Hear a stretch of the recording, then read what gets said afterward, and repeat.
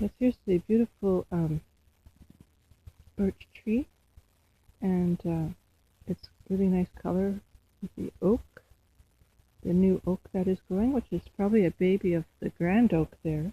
I'd like to take one to grow. I know that when it just gets freezing, it's a good time. When the ground just starts to freeze, it's the perfect time to transplant trees because the roots don't go into shock. A lot of times, if you transplant a tree, it will. This is a dangerous tree. I have to show you this. This is one of the poplars that should have definitely come down in the storm, but I guess it missed it by inches. But it probably is weakened. Here, look, I showed you this before. Look at the woodpeckers. I've done incredible art. Like, that's a sculpture. It goes all the way up. It's so huge, gigantically enormous, and it has all kinds of formas on it that I've pictured. But, wow, that's a dangerous tree to stand under in a windstorm or any time, really. And probably it would go towards the road or something. I'm not going down there, Zoe. Look, she's really stubborn. No, there's too many deer ticks. Caught a couple ticks on her. So I'm very upset about that. So I have to stay out of the woods for sure. Until it freezes up and they're not around. I don't know what kind of black magic cat this Dillinger, but these signs were everywhere, and then we had the storm. Not saying that it is a product of this curve, the Quarkion curve, which I've mentioned before in some of my videos. But we're studying the Quarkions and quantum. You can see it on Jane Jones at Google+, and you can also see it on Facebook, Ma Jones. So it's an interesting study, no doubt. Probably going to run out of energy. This morning I'm very exhausted today. I didn't sleep very well. I had really weird dreams, and I can't remember what they were because I forgot to write them down because I was too tired. So I know it was about something in the past, of course. It's always the past. Not very often I dream of the future unless it's one of those lucid dreams. Most of these are residual, emotional, unrequited dreams of emotional issues that were probably unresolved because of choice or social engineering. I don't know, but whatever. Powers like that corrupts absolutely, and people who try to use social engineering, MK Ultra, or any kind of power over another, they're really showing their own weakness, and eventually that will out. The trees are very beautiful today. I do find it interesting, the conspiratorial YouTubes. They're interesting. Some of them are seemingly very truthy. That's a good word. Truth movement. I enjoy watching them because you have to question why we don't have any answers by now. We're in 2016. We're still in the dark ages. We still use these stupid wires. Tesla would have saved all that. You know, like, come on, we're in the 21st century. It's ridiculous that we're using old technology. We really need to get back to understanding possibly the concepts of how to, realize the situation with sky eyes, quantum energy, Quarkian energy, where it goes, why we build it up in our bodies until that time of critical mass and it's released. Interesting. Well, I must go. There's someone coming. Let's go over here for a second. Zoe, come here. Oh, look at that. Is that ever pretty? Seems to be. Yeah.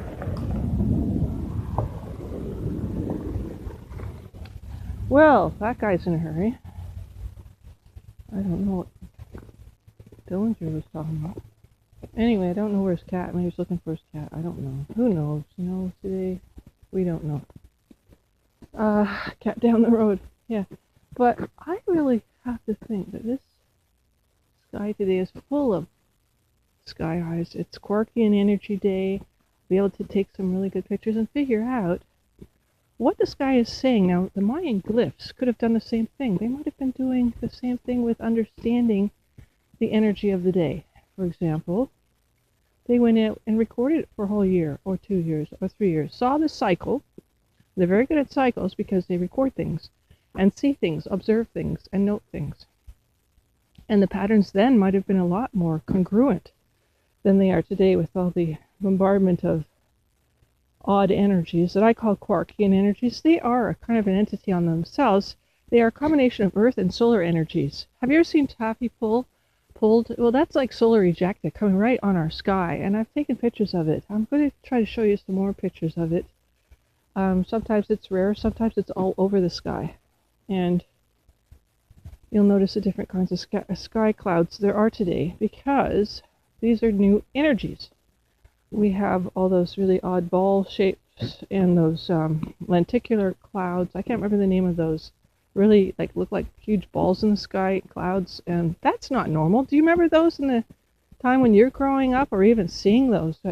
They're so rare, and yet they're frequently occurring more often because of the change in the Quarkions. We're reaching critical mass of energies, and we don't even understand them or how we are supposed to be, how they affect us. So I think that very basic premise needs to be understood.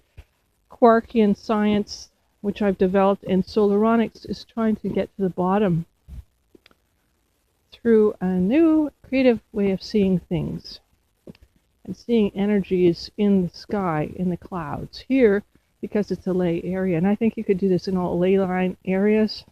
Ley lines, L-E-Y, are areas of convergence, energy, spiritual energies that collect these Quarkions that are probably Earth energies combined with solar energies that are released into another dimension, and I have taken pictures of that release and convergence.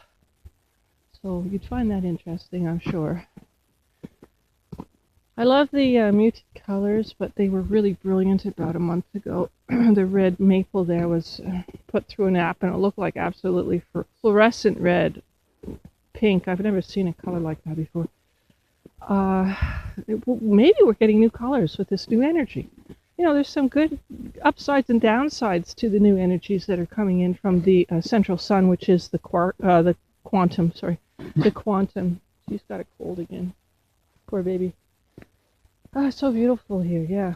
We're very lucky to live in nature. It's so necessary for us to understand how important it is, and to give everyone, we need help with understanding these energies. So if someone could help me in any way to investigate, or if you're near a ley line area, like perhaps Sedona, Arizona is one of them.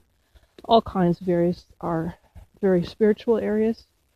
You need to observe the sky, take pictures every day of the four corners of the four cardinal points, north, south, east, and west, and 360 different times of the day, because what we need to do is look at this solaronic energy, this Quarkian energy when it exists. It's very rare, but it's more frequent now.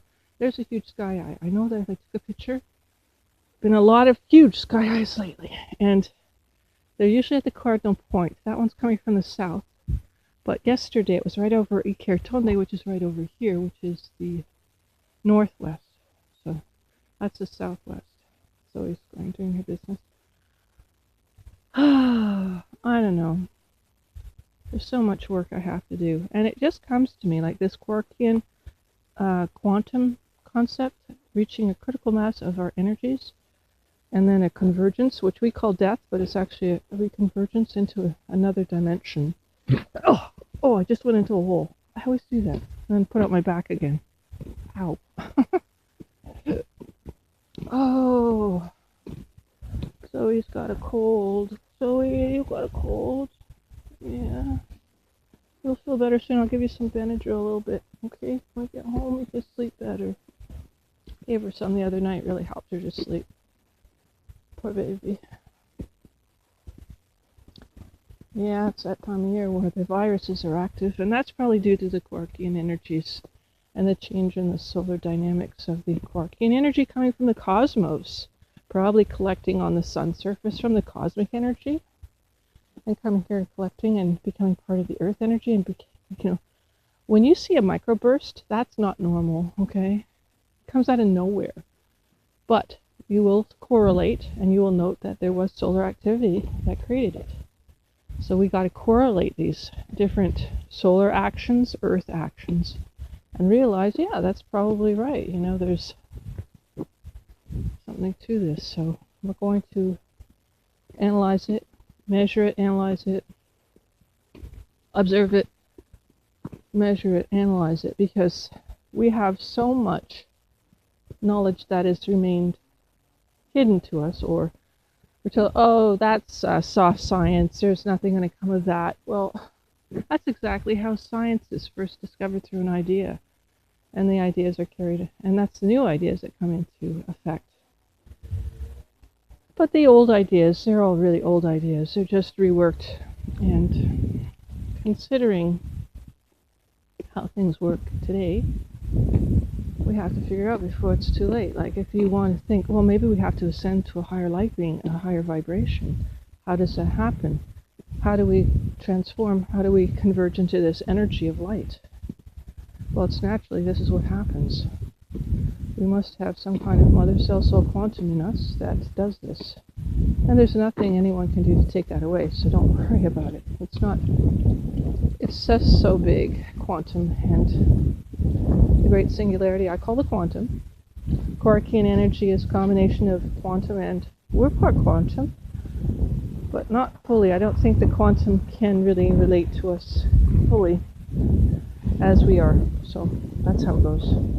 Anyway, I'm going to go down here and show you the amazing clouds today, because they are very bright. Okay, so clouds are very bright today. I'm going to look at them and see the beautiful colors of, looks like phthalo blue, sea green. Must mean that if there's a green water, it's oftentimes salt in it.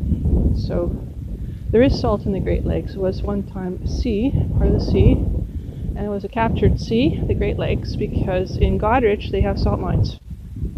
So we know there's salt in Goderich. So we know that this at one time, many years ago, was part of the ocean. So it might have captured some of those Loch Ness sea monsters called the Loch Ness, Nessie, and serpents of, maybe they are multidimensional, since this is a Quarkian area. Probably Loch Ness is a Quarkian area, a ley-line Quarkian. That's what happens. So there's a huge sky out there. That's a convergent point of Quarkian energy, which is also what we consider storms. But today these storms are so intense from the solar activity. There's a portal right there, I believe. It goes right through there, one of them. That's the main portal right there.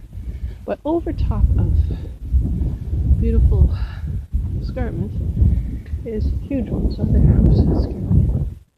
Oh, it's just a flag making noise. Phew. Whenever I hear a noise like that, I jump. And that, look at how it collects here on the Quarkian energy field. So there's something underneath, maybe crystals or something collecting it. Like in the Mexican Sonora Desert, it's a Chihuahua Desert, I believe. They have these huge crystals under there, the size of football fields, with huge, gigantic crystals that collect these Quarkian energies that actually transform us into light beings and have energy signals in them, and probably DNA of some sort. Our DNA is probably associated with the crystals. Sun is coming out, let's hope so. I'm going to take some stills. So anyway, I want to say thank you for watching. Quack, quack. They're telling me something. It looks like tornado tails over. Yeah, I can see some tornado tails, definitely. I'm going to take some stills. We'll talk to you in a bit, guys.